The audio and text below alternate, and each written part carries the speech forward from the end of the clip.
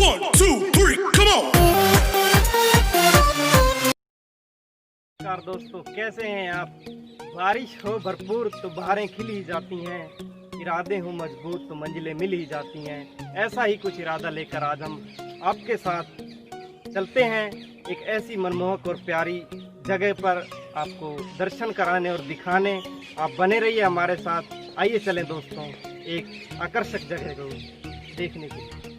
दोस्तों, लंबी यात्रा के बाद अब हम आश्रम के नज़दीक पहुंच चुके हैं और आश्रम यहां से कुछ ही दूरी पर है। घने और सघन वृक्षों के बीच में से ये रास्ता और भी बहुत प्यारा लगता है और इसके साथ साथ बारिश का भी मौसम यहाँ पर बहुत ही प्यारा लग रहा है। लगभग हमने आधी दूरी तय कर ली है। इसके बाद हम आश्रम के बारे में जानेंगे। बहुत कुछ बताया जा रहा है इस आश्रम के बारे में। यह पता हमें वहाँ पहुँचकर ही लगेगा कि कितना आकर्षक और प्यारा है ये मंदिर। अब हम पहुँच चुके हैं शीतल दास जी महाराज के मंदिर के मुख्य दरवाजे के नज़दीक। जानते हैं इस मंदिर के बारे में। आप देख सकते हैं इस मंदिर को, यहाँ से भी कितना मनमोहक और प्यारा लग रहा है। अंदर की बात जानते हैं हम। आइए चलते हैं हम दोस्तों मंदिर के अंदर के बारे में जानेंगे और देखेंगे कि मनमोहक दृश्य कितना प्यारा मंदिर है। आइए दोस्तों चलते हैं। मंदिर का विशाल मुख्य दरवाज़ा जो आपको नज़र आ रहा होगा, यहाँ पर एक बहुत ही बड़ी घंटी लगी हुई है। आइए चलते हैं हम आगे, मंदिर का अंदर का दृश्य देखते हैं जो बिल्कुल एक पवित्र और स्वर्ग की तरह नज़र आता है। आइए मंदिर के अंदर का दृश्य देखते हैं दोस्तों, मेरे साथ चलिए। तो यहाँ से आप देख सकते हैं कितना प्यारा नज़र आ रहा है यहाँ का दृश्य और इस तरह की यहाँ की संरचना बनी हुई है। एंट्री के कितना शानदार लग रहा है, मानो एक प्रकार की छत डाली हुई है। ऐसा सुंदर नज़ारा शायद आपने पहले कभी देखा हो और आप भी इस नज़ारे को देख सकते हैं। हम आपको दिखाएंगे। यहाँ पर ऐसी संरचना बनाई हुई है पेड़ों की, इतना आकर्षक लग रहा है और छत की तरह एक नज़र आ रहा है।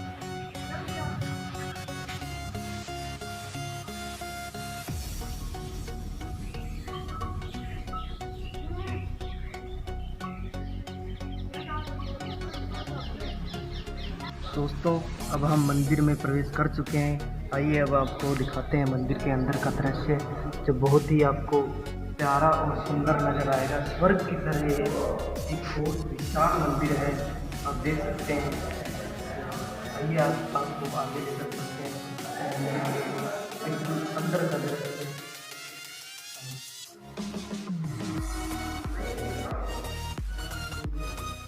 यह है शीतल दास जी महाराज की मुख्य प्रतिमा।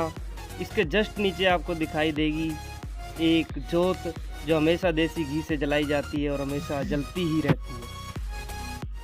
इस मंदिर में कई देवी देवताओं की मूर्तियां स्थापित की गई हैं और इन देवी देवताओं के दर्शन करने के लिए दूर दूर से लोग बड़ी श्रद्धा से यहाँ पर आते हैं और सभी देवी देवताओं के दर्शन करते हैं और आशीर्वाद पाते हैं। इसके अलावा यहाँ पर दूर दूर से आए हुए संगतों के लिए बाबा जी इस थड़े पर आपको दिखाएंगे। ये थड़ा जो है मुख्य, यहाँ पर महाराज जी बैठकर संगतों को प्रवचन दिया करते हैं। यह है श्री शीतल दास जी महाराज द्वारा स्थापित की गई मुख्य गद्दी और यह जो आपको दरवाज़ा नज़र आ रहा है ये वर्ष में एक बार गुरु पूर्णिमा वाले दिन ही खुलता है। और जो सामने आपको ये तस्वीरें नज़र आ रही हैं, इस गुरु गद्दी को इनके द्वारा चलाया गया।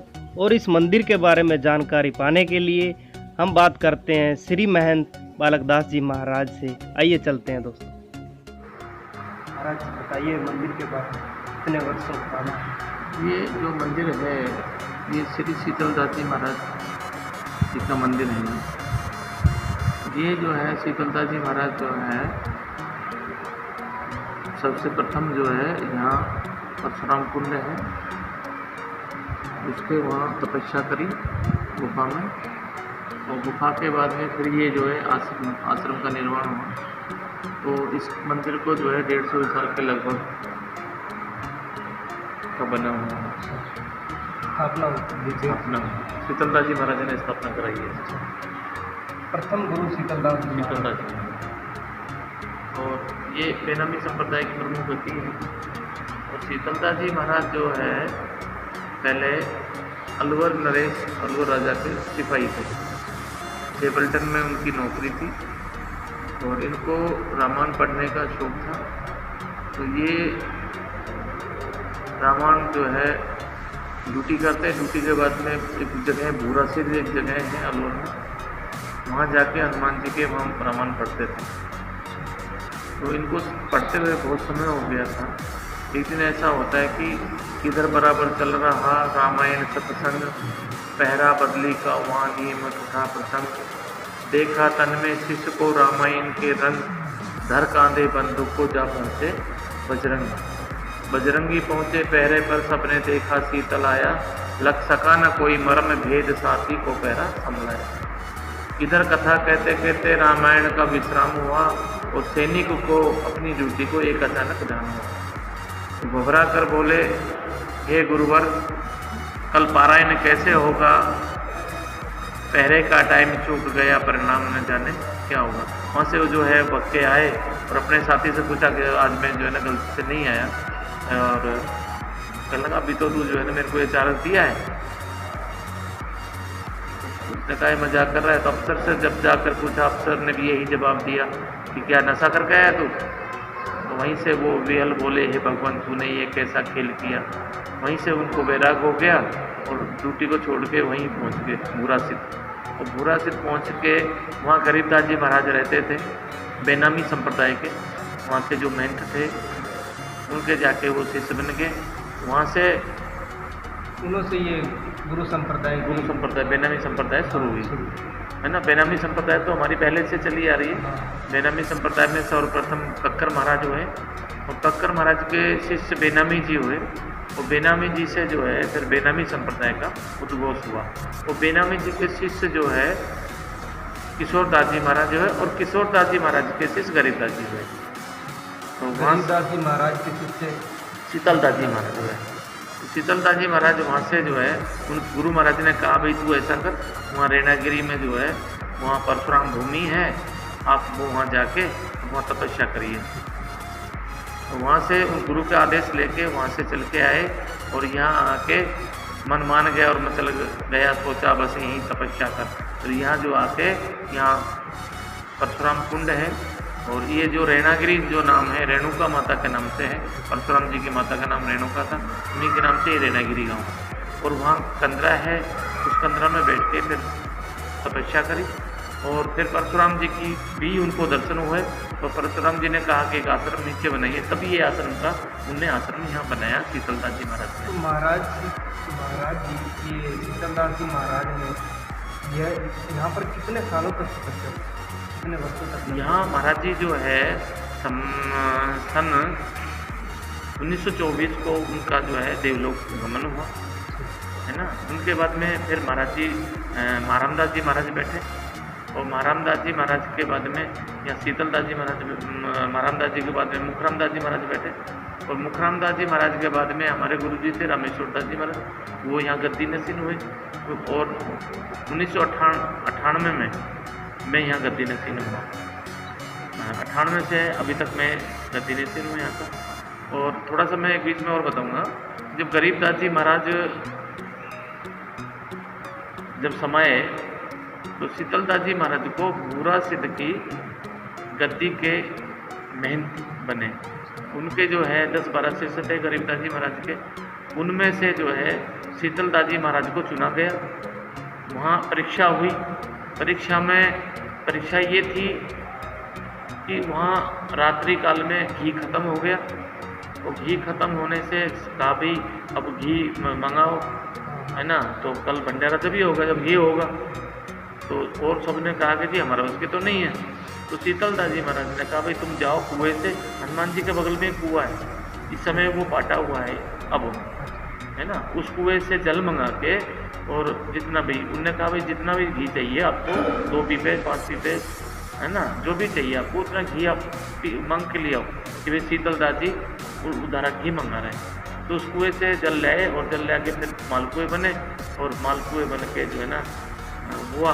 तो फिर कहा सब जो 12 जो शिष्य थे उनने कहा भाई हम इस लायक नहीं है, गद्दी के लायक नहीं है, तुम ही यहाँ गद्दी के लायक हो।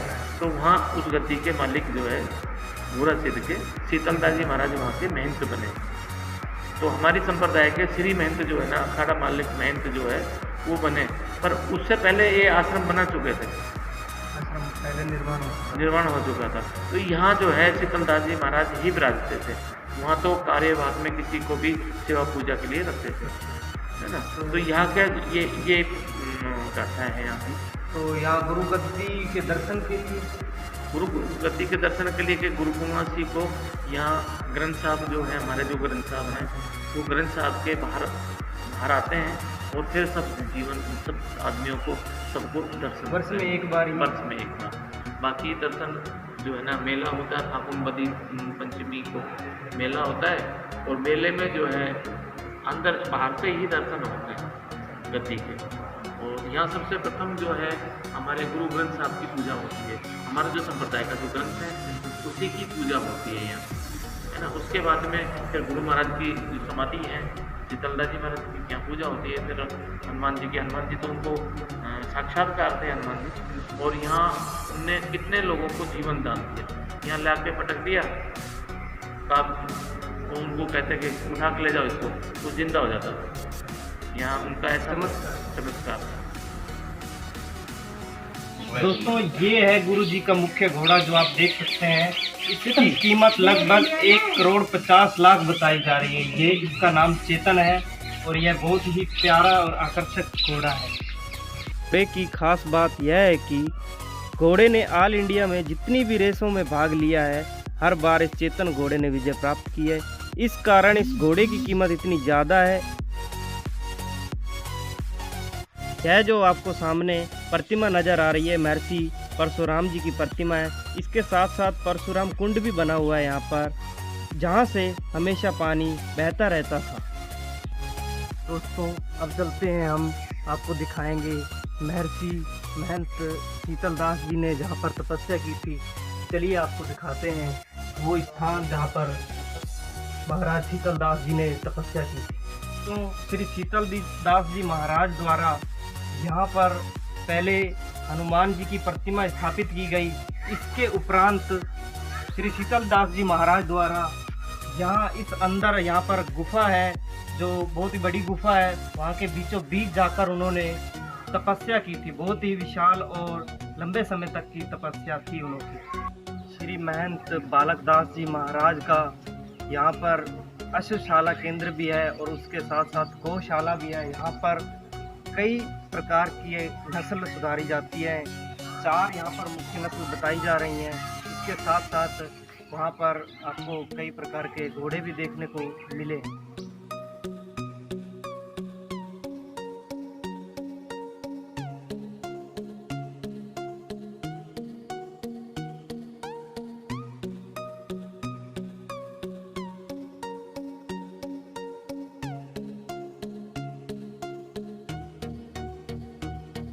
जैसा कि आज हमने आपको श्री शीतलदास जी महाराज मंदिर के दर्शन करवाए तथा उसके बारे में जानकारी दी। उम्मीद करता हूँ आपको जानकारी पसंद आई होगी। ऐसी ही कुछ और वीडियो देखने के लिए हमारे चैनल को सब्सक्राइब करें, लाइक कमेंट करना ना भूलें। तब तक